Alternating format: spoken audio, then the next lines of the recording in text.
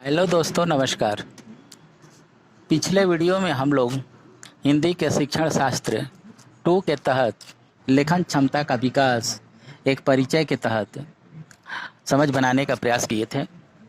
आज हम लेखन का अर्थ संकल्पना का विकास पर बात करेंगे। जैसा कि हम लोग पूर्व में जान चुके हैं कि लेखन शब्द संस्कृत के लीख धातु से निष्पन्न हुआ है। कुछ लोगों के अनुसार यह क्रिया वाचिक प्रतीकों को स्थायित्व प्रदान करने का साधन मात्र है, जो इसके संकुचित अर्थ को ही व्यक्त करता है। यदि गंभीरतापूर्वक अगर हम इस पर विचार करें तो यह प्रतीत होगा कि वाचिक प्रतीकों का स्थायित्व भावों की अभिव्यक्ति को ही व्यक्त यहाँ पर किया जा रहा है। हम जिस कार्य को शब्दों के द्वारा अभिव्यक्त करते हैं या कोई भी व्यक्ति कोई कार्य करता है और उसे वह शब्दों के माध्यम से व्यक्त करता है, तो प्रश्न उठता है कि क्या वह उस कार्य को लिखकर भी व्यक्त कर सकता है। अब इसका उत्तर होगा कि हाँ, निश्चित रूप से ही वह इसे अपने कार्य को वह अभिव्यक्त कर सकता है। हमारे जीवन में बहुत से ऐसे उदाहरण एवं प्रयोजन मिलते हैं जहाँ हम अपनी भावनाओं को बोलने की अपेक्षा लिखकर व्यक्त करने में सरलता एवं सहजता का अनुभव करते हैं। कभी कभी ऐसा भी होता है कि आप कोई गुप्त सूचना है और किसी को आपको बोलना है, तो उसको बताना है, तो आप उस स्थिति में क्या करेंगे कि लिख करके धीरे से उसको बढ़ा देंगे और वह आपकी अगला व्यक्ति जो है आपके भाव को समझ जाएगा। तो इस तरह से अगर हम देखें तो लेखन कला जो है वह किसी भी व्यक्ति के भाव को व्यक्त करने का माध्यम है, लिख कर करके। इतिहास इसका साक्षी है कि बहुत से ऐसे विचारक हुए जो अपनी भावनाओं को बोलने के साथ साथ लिखकर भी व्यक्त करने की कोशिश किए, जिसका प्रत्यक्ष उदाहरण अगर हम देखना चाहें तो समाज में बहुत से ऐसे लेखक हमको मिल जाएंगे जो अपने विचारों को रखें। वाल्मीकि, व्यास, कालिदास, भारवी, बाणभट्ट, विद्यापति, जयशंकर प्रसाद, सूर्यकांत त्रिपाठी निराला, प्रेमचंद, नागार्जुन, फणीश्वर नाथ रेणु जैसे अनेक विविध भाषाओं के विविध लेखक अपने विचारों को लिखकर प्रस्तुत किए हैं। इतना ही नहीं, हम यदि देवनागरी को बाएं से दाएं पढ़ते हैं तो बाएं से दाएं लिखते भी हैं। इस प्रकार लिखना एक तरह की बातचीत ही है। लिखते वक्त हम किसी से संवाद कर रहे होते हैं, हालांकि प्रायः वह व्यक्ति हमारे सामने नहीं होता है। बहुत सी बातें हम किसी सूचना, विचार या याद को सुरक्षित रखने के लिए भी लिखते हैं। जैसे बहुत से लोगों की आदत है डायरी लिखने का, कोई शेरो शायरी लिख करके रखता है। तो ये सारी चीज़ें जो उसके अंदर भाव है उसको वह सुरक्षित रखने के लिए भी लिखने की कला का उपयोग करता है। यदि मैं अपने आज के अनुभव एक डायरी में लिखूं तो मैं इन अनुभवों को किसी और दिन पढ़ने की आशा में सुरक्षित रख सकूंगा। अध्यापक की हैसियत से हमें बच्चों को लेखन का परिचय बातचीत के रूप में देना चाहिए। अब यहाँ देखना यह है कि अक्षरों तथा वर्णों को सुडौल और सुंदर बनाना भी लिखना कहलाता है। लिखकर हम अपने विचार दूर दूर तक पहुंचा सकते हैं। बालकों को लिखना सिखाने से पहले उनमें लेखन संबंधी जिज्ञासा उत्पन्न करना आवश्यक है, तभी वे लेखन कार्य में रुचि लेंगे। बालक क्रियाशील होते हैं, हमें उनकी इन क्रियाशीलता को प्रोत्साहित करना होगा। बालकों को रंगीन चित्रों की रूपरेखा देकर रंग भरने को कह सकते हैं। बालक इस कार्य में बड़ी रुचि लेंगे। इस प्रकार हम बालकों को देखी हुई वस्तुएं पेंसिल आदि द्वारा बनाने को कह सकते हैं। बालकों की इस रचनात्मक कृति का उपयोग एक कुशल अध्यापक द्वारा अक्षर लेखन में कराया जा सकता है, अर्थात उच्चरित ध्वनियों को प्रतीक चिन्हों के रूप में व्यक्त करना ही लिखना कहलाता है। लिखने में जिन प्रतीक चिन्हों का प्रयोग होता है उन्हें हम अक्षर या वर्ण कहते हैं। लिखने का आरंभ लिपि के विकास से ही आरंभ होता है।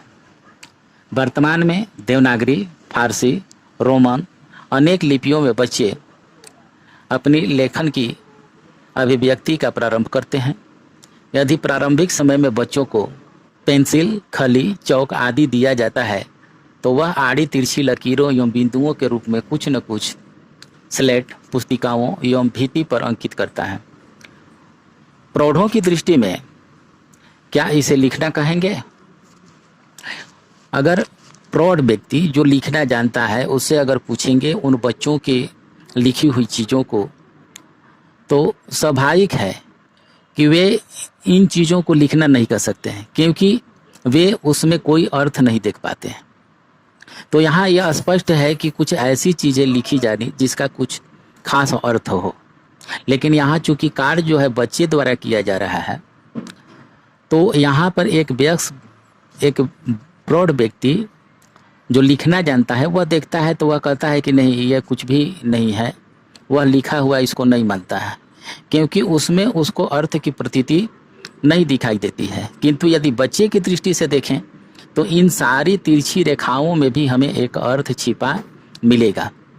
वस्तुतः यदि देखा जाए तो मानव जीवन में लेखन का विकास यहीं से प्रारंभ होता है, और इस चीज़ को हमें समझना जरूरी है कि बच्चे जो आड़ी तिरछी रेखाएं खींच रहे हैं स्लेट पर, कॉपी पर, जमीन पर, तो वे कहीं न कहीं लेखन की विकास की प्रारंभिक अवस्था है, और इसलिए यहाँ पर हमें बच्चों को डांटना नहीं चाहिए। होता क्या है कि अधिकांश लोग बच्चों के इस तरह के कार्य को निरर्थक खेल समझकर कोई महत्व नहीं देते हैं, किंतु बच्चों की ये छोटी, लंबी, गोल, तिरछी, आड़ी लकीरें ही उनके मन की बात है। बच्चों की ये लकीरें हमसे बहुत कुछ कहती है, जिस प्रकार हमारे किताबों में लिखे शब्द और वाक्य कहते हैं। अंतर इतना है कि किताब का प्रिंट हम पढ़ लेते हैं और उन लकीरों को हम समझना ही नहीं चाहते हैं। तो हम कह सकते हैं कि उन लकीरों में अगर बच्चों की दृष्टि से देखा जाए तो उन आड़ी तिरछी रेखाओं में अर्थ है। इसलिए हमें बच्चों द्वारा लिखी गई उन आड़ी तिरछी रेखाओं को भी महत्व देने की ज़रूरत है, क्योंकि लेखन का विकास प्रक्रिया जो है यहीं से आरंभ होती है। आइए थोड़ा सा और इसको स्पष्ट किया जाए। शुरुआती लेखन, संकल्पना और विकास, इसके तहत हम देखेंगे तो और ये स्पष्ट होगा। जिस तरह बच्चे एक स्वाभाविक प्रक्रिया के तहत जमीन पर पहले वह घुटनों के बल चलता है, सहारा लेकर खड़ा होता है, फिर चलना सीखता है, उस तरह पढ़ने लिखने की प्रक्रिया के तहत भी कुछ ऐसे पड़ाव आते हैं जो स्वाभाविक हैं। जब बच्चे पहला शब्द बोलता है तो आप देखे होंगे कि घर में खुशी की लहर दौड़ जाती है। सभी उस बच्चे को घेरकर यह उम्मीद करते हैं कि वह कब एक और शब्द बोलेगा।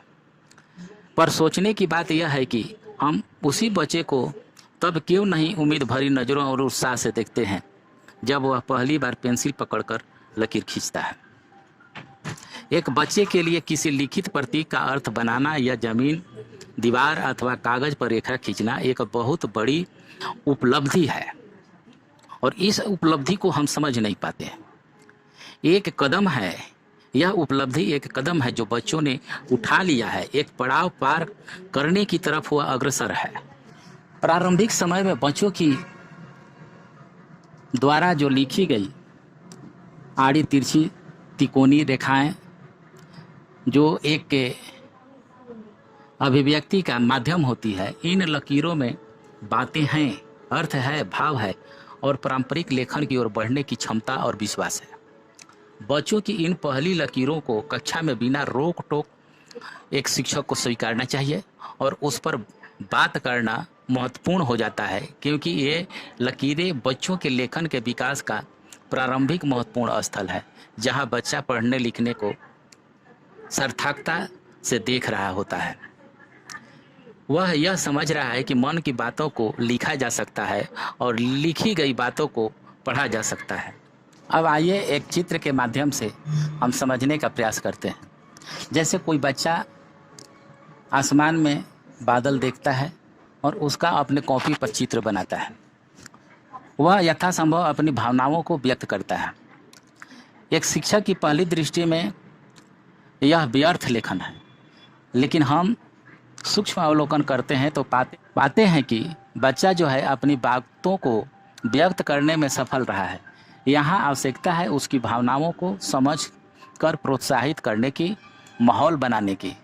वह अगर हम ऐसा माहौल बनाते हैं तो वह अति शीघ्र इसी क्रम में अक्षरों को भी लिखना प्रारंभ कर देगा।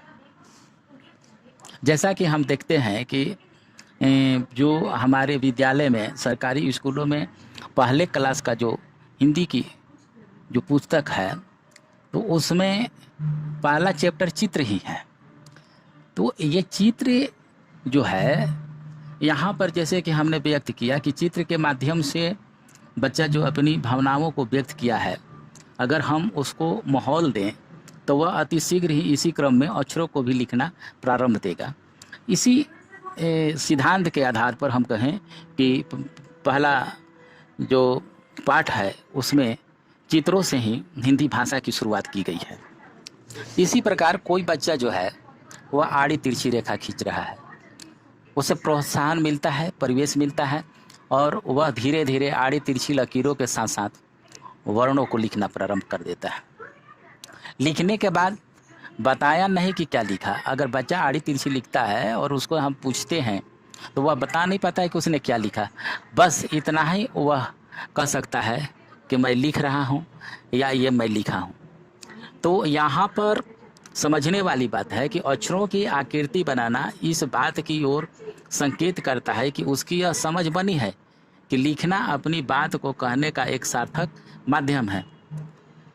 और इस प्रकार आगे चलकर बच्चे जो है वह धीरे धीरे ध्वनि संकेतों को समझने लगते हैं। अब वह बच्चा पूरे शब्द को तो लिपिबद्ध नहीं कर पाता है, लेकिन चूंकि उससे संबंधित कुछ वर्ण अगर लिख पाता है, जैसे मान लिया जाए कि वह चींटी के लिए च लिखता है, ची लिखता है या चह लिखता है, या छिपकली के लिए छ लिखता है, तो मतलब यह है कि वह ध्वनि संकेत को अब समझने लगा। अब वहाँ पर उसे प्रोत्साहित करने की ज़रूरत है। लेखन की इस प्रक्रिया में बच्चों को आगे बढ़ाना इस बात पर निर्भर करता है कि बच्चों को ऐसा माहौल कितना मिल रहा है जो सार्थक प्रिंट से समृद्ध है। यहाँ प्रिंट से आशय सिर्फ दीवारों पर कहानियाँ, किताबों की चार्ट बनाकर चिपका देने से नहीं है। प्रिंट की सार्थकता के मायने तब सिद्ध होते हैं जब उस प्रिंट जैसे कहानी, कविता आदि की किताबें, चार्ट, कक्षा में पढ़ने लिखने की जुड़ी अन्य सामग्री का बच्चों की रुचि एवं आवश्यकता के अनुसार भरपूर इस्तेमाल किया जाने लगा रहा हो। जहां बच्चों के प्रारंभिक अभिव्यक्ति को प्रोत्साहन एवं सम्मान मिलता है, वहां बच्चा लेखन कौशल के बिंदुओं को पार करते हुए अच्छा लेखन कौशल प्राप्त करता है। जहां हम उसकी इस स्वाभाविक प्रारंभिक अभिव्यक्ति को न मानकर अपनी समझ को उस पर थोपते हैं, तब निश्चय ही बच्चे के लेखन में कौशलों का स्वाभाविक विकास नहीं हो पाएगा। इसलिए हमको वहाँ पर बच्चे को प्रोत्साहित करना है। प्रायः ऐसा भी देखा जाता है कि बच्चा दोषारोपण से हतोत्साहित होकर अपने लेखन की प्रवृत्ति से ही क्रमशः सर्वदा विमुख हो जाता है। इस चित्र के माध्यम से आप यह देख सकते हैं कि दोनों ही पारंपरिक लेखन की ओर प्रवृत्ति कर रहे हैं। उनकी ध्वनि संकेतों की समझ बन रही है। लेखन को ध्यान से देखें तो कुछ शब्द जैसे कपड़ी, उत्तर से, कटन बड़े आत्मविश्वास से लिखे हैं, जबकि राजौप दत्तकरच के आसपास बने बिंदु यह बताते हैं कि लेखक के मन में उलझन है। मन का अविश्वास लेखन में भी झलक ही जाता है। इस समय कुछ ऐसी गतिविधियां करनी होगी बच्चों के साथ जिससे उसका अविश्वास जो है वह दूर हो सके और उसका लेखन और समृद्ध हो जाए। अपने मन के भाव बहुत खूबसूरती से बच्चों द्वारा उतारे गए हैं इन कागज़ों पर, और अपनी बात को बहुत दिलचस्पी से लिखा गया है। वर्तनी से पारंपरिक लेखन की ओर यह चित्र जो है बच्चों के बढ़ने की प्रक्रिया है। कई जगह शब्द संरचना की सही छवि वर्तनी में उभर कर आ रही है। इस प्रकार हम कह सकते हैं कि बच्चों का लेखन शुरुआती लेखन एवं विकास की संकल्पना को सुस्पष्ट रूप से यहाँ पर चित्रों में व्यक्त किया गया है। जैसा कि पूर्व में भी कहा जा चुका है कि हमें बच्चों के इस प्रारंभिक लेखन का सम्मान करना चाहिए। इस बच्चों की लेखन की यह प्रारंभिक प्रक्रिया में प्रारंभिक प्रक्रिया में सहजता पूर्वक विशेष योग्यता प्राप्त कर सके और अपने उद्देश्य की प्राप्ति कर सकें। बच्चा जरूर अग्रसर होता है। यदि हम उसे उसी समय हतोत्साहित कर देंगे तो निश्चय ही बच्चा लेखन की क्रिया से दूर भागना चाहेगा। अतः हम लोगों का कर्तव्य है कि हम बच्चों के लेखन के प्राथमिक अवस्थाओं का सम्मान करें, हम उनकी भावनाओं का समझने का प्रयास करें, उसके प्रथम प्रयास को प्रोत्साहन दें। हमें पूरा विश्वास है कि बच्चा सैने पारंपरिक लेखन की ओर शीघ्र अग्रसर हो जाएगा। बच्चों द्वारा लिखी गई आड़ी तिरछी रेखाएं यह उनकी प्रारंभिक लेखन की चरणबद्ध प्रक्रिया है। धन्यवाद।